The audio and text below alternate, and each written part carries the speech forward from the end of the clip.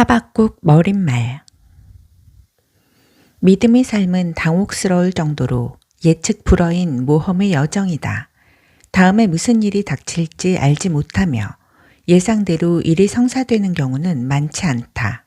흔히 우리는 자신이 하나님의 택함과 사랑을 받는 자이므로 하나님께 특별 대우를 받을 것이라 여긴다.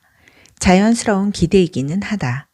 그분을 따르는 제자가 되었으니 이제 막다른 골목을 만나거나 진창길로 접어들거나 목적지가 다른 여행자들에게서 끔찍한 일을 당하는 일 따위는 없을 것이라 기대한다.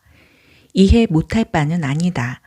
그러나 하나님을 따르는 제자들이라고 해서 인생길에서 특별 대접을 받는 것은 아니다. 이 사실은 늘 우리를 놀라게 한다. 그런데 더욱 놀라운 사실은 그러한 순간에 우리 길동무가 되어주는 이들을 성경 속에서 만날 수 있다는 것이다. 그 반가운 길동무 중 하나가 바로 예언자 하박국이다. 예언자들이 하는 일의 대부분은 우리에게 하나님의 말씀을 전해주는 것이다. 그들은 우리에게 하나님의 심판과 구원, 도전과 위로의 말씀을 들으라고 촉구하는 설교자들이다. 그들은 우리가 하나님을 마음대로 상상하지 못하도록 진짜 하나님을 알려준다.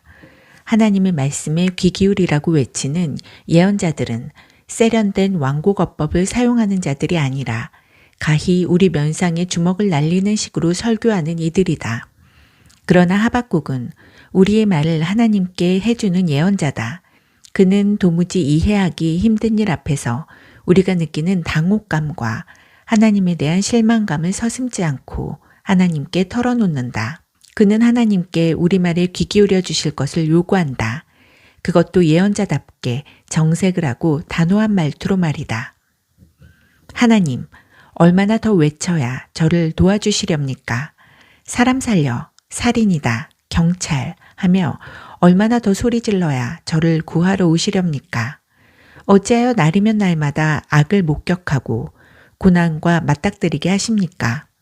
혼란과 폭력이 싸움과 다툼이 도처에서 터져나옵니다. 법과 질서는 땅에 떨어졌고 정의는 농담거리가 되었습니다. 악인이 의인을 맹못 추게 하고 정의를 거꾸로 뒤집습니다. 하박국을 자극시켰던 것은 주전 7세기 국제 정세였다. 그는 하나님께서 강력한 바빌론 군대를 들어서 하나님이 백성을 심판하실 예정인 것을 알게 되었다. 아니, 하나님을 모르는 이방 민족을 들어 하나님을 섬기는 경건한 민족을 벌하시겠다니 하박국은 도저히 이해할 수 없어서 즉시 하나님께 따졌다. 하나님께서 당신의 일을 제대로 하고 계신 것 같지 않다는 자신의 생각을 있는 그대로 털어놓았다. 그날 이후 단 하루도 거르지 않고 누군가는 하박국처럼 당혹감에 사로잡혀 다음과 같은 말을 내뱉었다. 하나님, 도무지 이해가 되지 않습니다. 그러나 우리 길동부 예언자 하박국은 더 나아가 보다 중요한 일을 행한다. 그는 기다린다. 그리고 귀 기울여 듣는다. 그렇게 기다리고 듣는 가운데 그리고 그 내용으로 기도하는 가운데 어느새 그는 하나님이 주권이라는 보다 큰 세상을 발견하고 그 세상의 주민으로 살아가게 된다. 그 자리에서 비로소 그는 하나님을 믿는 삶, 하나님을 한결같이 신뢰하는 삶이야말로 충만한 삶이요 유일하고 참된 삶임을 마침내 깨닫게 된다. 하나님, 주님에 대해 전하는 조상들의 말을 듣고 놀라서 무릎을 꿇습니다. 그들에게 하신 일을 오늘 우리에게도 행해 주십시오. 그들을 위해 역사하신 것처럼 오늘 우리를 위해서도 역사해 주십시오. 심판하실지라도 자비를 잊지 말아 주십시오. 주께서는 분명 그렇게 하실 것입니다.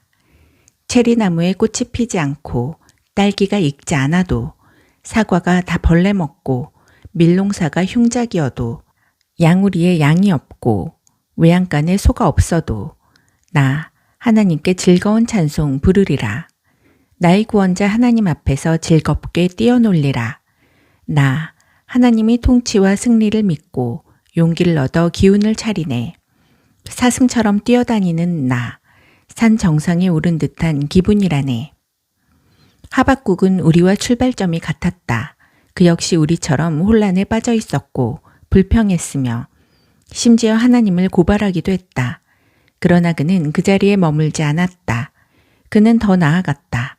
결국 그는 하나님을 사랑하는 자들에게는 삶 속의 모든 것들이 협력하여 선을 이루어내는 그런 세상에 도달하게 되었다. 우리를 길동무로 데리고서 말이다.